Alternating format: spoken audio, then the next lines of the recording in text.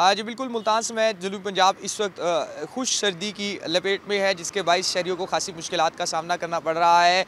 खुश सर्दी के बाइस जो है वो शहरी जो है नज़ला ज़ुकाम बुखार जैसी जो बीमारियां हैं उनमें मुब्तला हो रहे हैं। महकमा मौसमियात के मुताबिक आज मुल्तान का कम से कम दर्जा हरारत 8 डिग्री सेंटीग्रेड, जबकि ज़्यादा दर्जा हरारत मुल्तान का 12 डिग्री सेंटीग्रेड रिकॉर्ड किया गया है। इसके साथ ही हवा में नमी के तनासुब के हवाले से बात की जाए तो हवा में नमी का तनासुब सर्दी के बाइस काफ़ी ज़्यादा बढ़ चुका है, 98% रिकॉर्ड किया गया है।